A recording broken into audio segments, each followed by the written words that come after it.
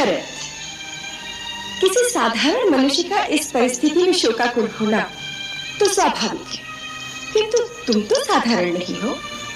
तुम तो सत्य प्रज्ञ हो, सदाचारी हो। तुम्हारी बुद्धि वेदों का अनुसरण करने वाली है। इस समय तुम्हें एक राजा का कर्तव्य निभाना है। मेरी तरफ ऐसे क्यों देख रहे हो? मैंने जो कुछ भी किया है तुम्हारे भले के लिए ही तो किया है। तूने मेरा भला नहीं किया है, तूने मेरा सर्वनाश कर दिया। इस कुकर्म से तूने मुझे रघुकुल का सबसे कलंकित पुरुष बना दिया। अरे पापिनी, कुलनाशिनी, इससे अच्छा तो यह होता कि जिस दिन मेरा जन्म हुआ उसी दिन अपने हाथों से मेरा गला घोटकर मुझे मार देता, जिससे आज मैं अपयश की मौत को न मरता। मेरे भाग्य की विडंबना को देखो, मुझे रघुकुल जैसा उज्ज्वल वंश मिला। वीर पराक्रमी, सत्यनिष्ठ और परम धर्मात्मा दशरथ जैसा पिता मिला। तीनों लोकों में वंदनीय श्री राम जैसा भाई मिला, और तुझ जैसी पापन, कुलनाशिनी और नीच माता के गर्भ से जन्म दिया गया।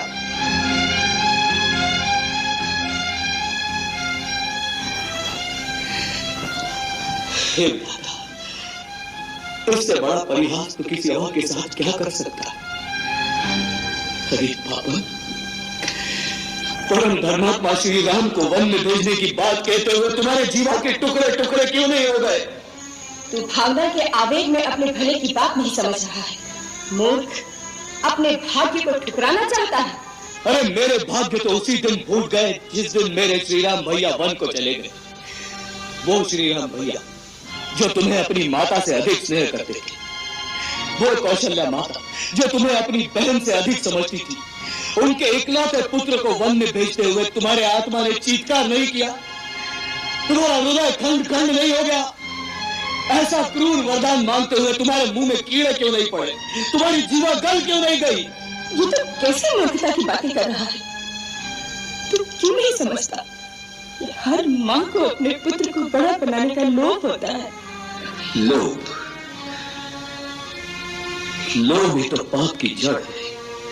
लोभ मनुष्य को तेरी तरह अंधा कर देता है जिसे पाप और पुण्य में कोई भेद नहीं दिखाई देता।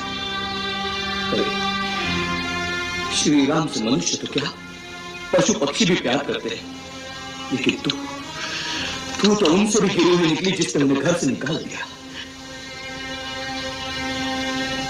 तू नारी नहीं, मानवता से गिरी कोई राक्षसी है, राक्षसी। मैंने जो कुछ भी किया तेरे लिए किया। मैं तेरी माँ हूं, भरत, तेरी माँ हूं।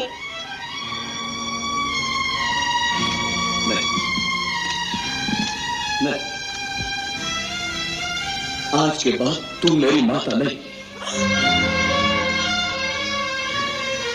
मुझे जन्म जन्मांतर तक नरक में रहना स्वीकार है, लेकिन तुझे अपनी माता कहना स्वीकार नहीं। यदि मेरी आवाज इस लोक से परलोक तक पहुंचती हो तो पिताश्री आप भी सुन ले। आज आपके इस अभागे बेटे भरत ने कैकई का त्याग कर दिया।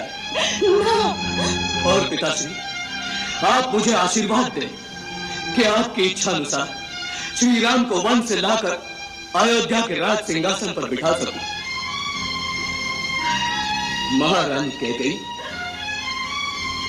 यदि तुम स्त्री न होती तो तुम्हारे इस दुष्कर्म के लिए मैं आज अपने इन हाथों से तुम्हारे टुकड़े टुकड़े कर देता। पाप की ऐसी जीवंत मूर्ति को जीवित रहना देना भी पाप है। परंतु ऐसा करने से कहीं मेरे राम भैया मेरा परित्याग न कर दे, इसलिए विरोध। लेकिन आज के बाद मैं तुम्हारा ये कलंकित मुंह कभी नहीं देखूंगा, कभी नहीं देखूंगा। और इस कक्ष में जहां मेरा बचपन मेरे पिताजी की गोद में बीता, इस कक्ष में भी वापस कभी नहीं आऊंगा। इस कक्ष में भी वापस कभी नहीं आऊंगा। इस कक्ष में भी वापस कभी नहीं आऊंगा।